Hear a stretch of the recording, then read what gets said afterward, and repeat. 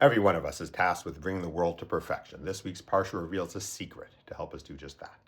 Parashah Shemot transitions from the story of the first Jewish family to the story of the Jewish nation. Shemot means names, and reading this week's Parsha prompts us to ask the question, what is in a name? We are introduced to many new people in the Parsha. Some are named, some are unnamed, some have many names, and some have names of questionable origins. We have an unnamed pharaoh coming to power. We have the Jewish midwives named Shifra and Puah, but the Talmud says those weren't their real names. We have a man from the house of Levi taking a daughter of Levi. These unnamed parents give birth to a son whom they don't name. That son is pulled out of the river by Pharaoh's unnamed daughter and is given the name Moshe because she drew him out of the water. But did Pharaoh's daughter know Hebrew? Did she actually name him Moshe, or the Egyptian equivalent, which the Torah translates for us?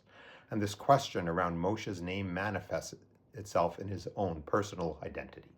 He was born to Jewish parents, taken in by Egyptian royalty, nursed by his Jewish mother, but raised as a prince of Egypt. Did he know he was Jewish? Did he primarily identify as a Jew or as a prince of Egypt? Did others in the palace know? Did the overall population know?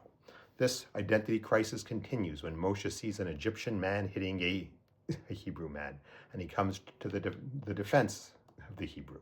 Did he do so because he felt connection to the Hebrew man, or did he do so because he saw injustice and needed to act?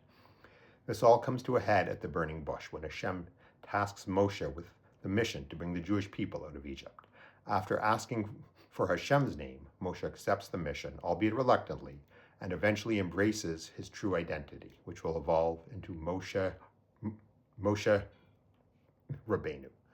Chaverim, my friends, 3,500 years later, and we all still suffer from the same identity crisis. Do we identify with Canada or with Israel? Are you an American Jew or a Jewish American? And even our brothers and sisters privileged to live in the land of Israel, do they primarily identify as Israeli or as Jewish? When push comes to shove, who do we identify as? And over the past 15 months, push has certainly come to shove. This is not a question about dual loyalties. That's an anti-Semitic accusation leveled against Jews for hundreds of years. Everyone has multiple loyalties, and usually those loyalties overlap and everything's fine.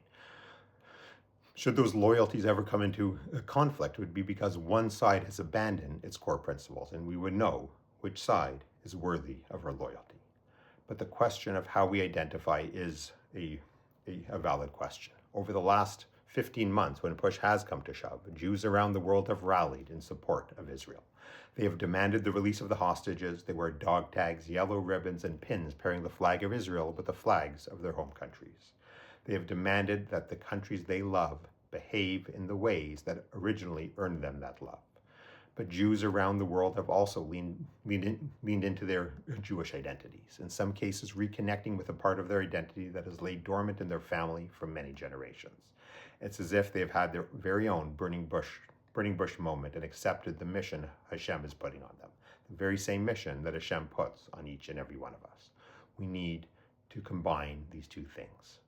Declaring every day, morning and night, that the hostages must be released is great, but declaring the reality of Hashem by reciting the Shema every day, morning and night, is even better. Wearing a yellow ribbon in support of the hostages is great, but wrapping tefillin in accordance with the mitzvot is even better. Attending rallies for Israel is great, but attending synagogue to help make a minyan is even better. Flying an Israeli flag from your window is great, but hanging mezuzot on your doorposts and your gates and having the scrolls checked to make sure they're kosher is even better. And that is my challenge to each and every one of you. You may have grown up in a land not our own. We may even identify with that land, but that's not the core of who we are. We are children of Israel. We are servants of Hashem. We are all Jews. Don't wait for the world to remind you of that. Own it, wear it proudly, and live it every minute of every day. That is one thing we can learn from this week's Parsha. How will you step up this week to bring the world a little closer to perfection? Shabbat Shalom and Am Yisrael Chai.